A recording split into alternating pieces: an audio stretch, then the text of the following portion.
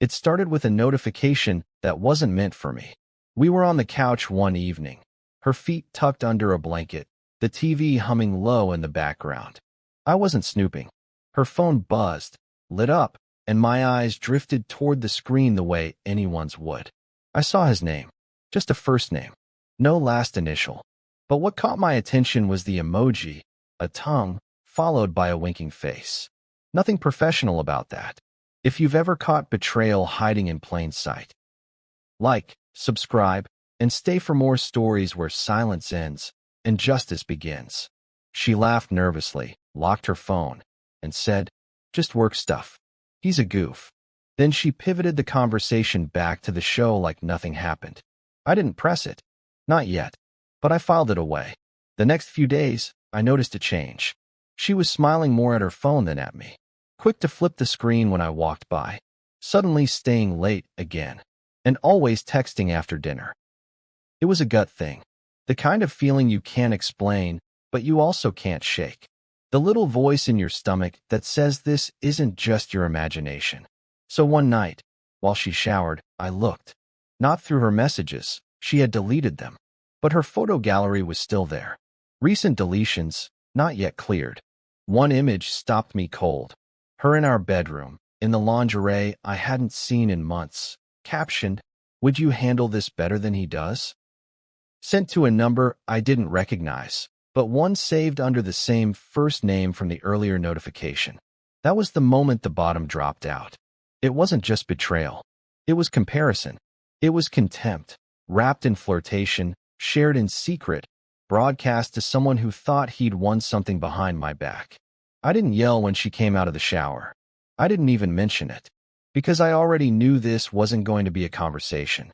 This was going to be an education. I waited until Saturday. There was no wine in her glass, no stress to blame. Just the two of us at the kitchen table, morning light stretching across the wood, the quiet hum of a life that had, just days ago, seemed solid. I looked at her without malice. Just clarity. I told her I had seen the photos. The messages. That I knew about the manager. Let's call him Brad. I asked her not to lie. She blinked once, then smiled, like I had told a joke she didn't quite understand. "Babe? It's not like that." I didn't move.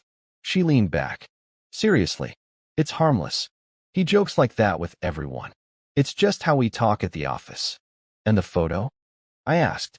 "That was office humor too?" A beat of silence. Then she said it, the sentence that sealed everything. "You're making it into something it's not." Gaslighting in real time. Not denial. Not guilt. Just a calm deflection, the way someone might swat at a fly they don't want to deal with. I sat there, looking at the woman I had married 5 years earlier. The woman I'd moved cities for, covered bills for when she changed careers, and held through 3 funerals. And now, when faced with a betrayal laid bare, her instinct was an apology.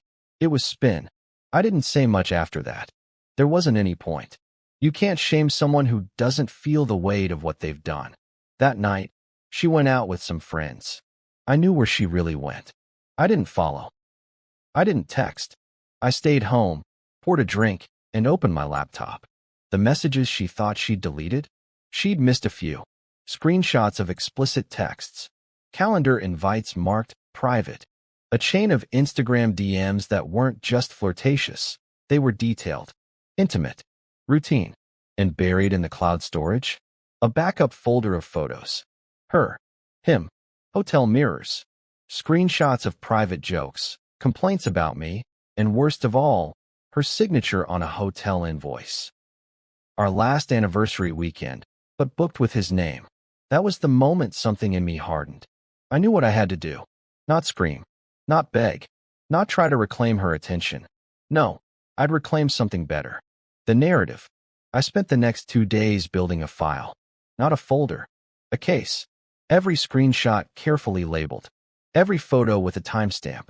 Every message backed up in 3 places. Cloud, flash drive, private email.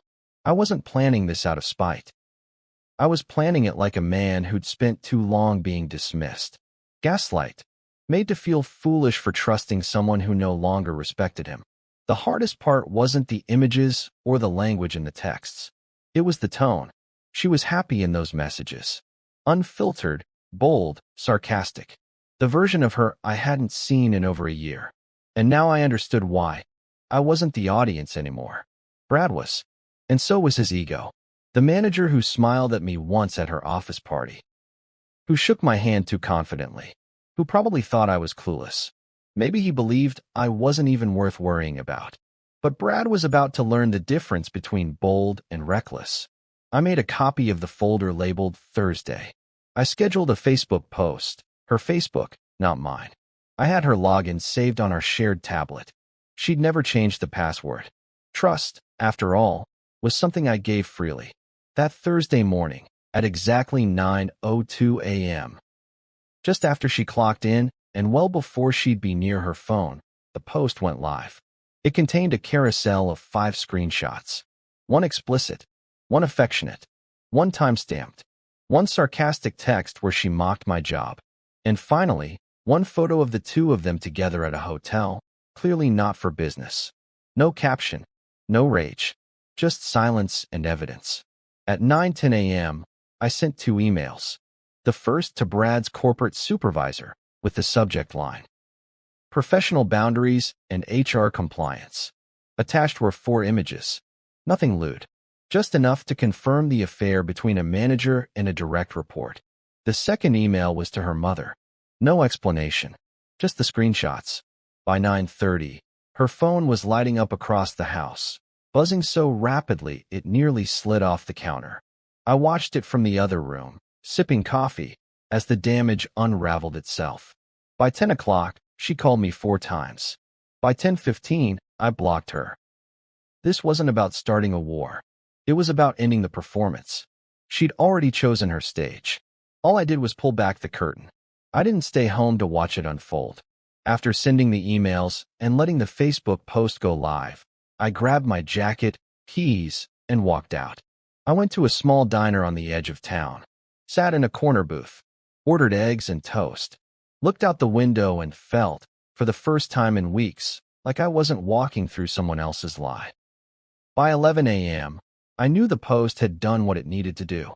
A friend of hers texted me, someone I barely knew, but who clearly hadn't seen this coming.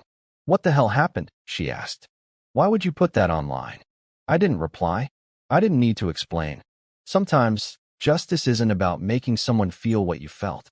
It's about removing the mask they wore when they hurt you, and letting them answer for it themselves. From what I heard later, she collapsed at her desk when she saw the post. Tried to delete it, but it had already been screenshotted, shared, passed around. Family, friends, co-workers, even people we hadn't spoken to in years saw it and reached out. The story was out, and it wasn't mine to carry anymore. Brad's office pulled him into HR before noon. Apparently, he denied it, claimed the photos were doctored, the texts out of context. But the timestamps didn't lie. The hotel invoice didn't lie, and neither did the silence from the other staff who knew. Turns out, this wasn't his first office affair, just the first that came with receipts. Her mother called 3 times, left 1 voicemail. I don't know what she was thinking. "I'm sorry, sweetheart." That's the thing. She wasn't thinking. She was coasting, floating on the thrill of secrecy, the power of attention, the illusion that what happens in private stays private. But people forget how loud silence can get once it's broken. She came home that evening, face pale, eyes raw. Tried to yell, tried to plead. "You humiliated me," she said. I looked at her, steady. "No, you did that. I just stopped covering for you." That night, I slept in the guest room. The next morning, I left the house for good. She could keep the bed she betrayed me in, but she'd never again have the comfort of my silence. I didn't block her because I was angry. I blocked her because I was done. Once you've spoken the truth, once you've taken off the mask they wrapped around your face, you stop needing to argue. You stop needing to prove. You just leave and let the silence speak for you. She messaged my sister. Tried to tell her I overreacted, that it wasn't real. But by then, no one was listening. Her job? Gone by the end of the week. Brad, officially terminated. Rumor was he left the building without packing his desk. Just walked out, red-faced and mute. Her social media? Deleted. But not before hundreds saw the screenshots. Not before people who once envied our marriage learned what had really been happening behind the scenes. I didn't celebrate. This wasn't a victory. It was closure. I moved into a one-bedroom place on the other side of the city. Quiet. Clean. No reminders of what I'd lost. Only space for what I'd finally reclaimed: self-respect. Time. Peace. I changed my routines. Bought new towels. Threw out the mug she liked. Not to spite her. Just to start again with things that hadn't lied to me. And for the first time in a long time, I stopped checking her page. I didn't care what she was doing. I didn't care if she understood what she'd done. All I cared about was this. She didn't control the story anymore. Not with charm. Not with manipulation.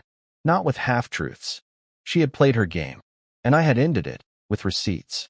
Not by raising my voice, but by letting her hear, at full volume, the sound of everything falling apart in front of the people she once fooled. If this story struck a chord, if you've ever been pushed too far and found the quiet strength to walk away, like, subscribe, and stay for more stories where revenge isn't loud, it's undeniable.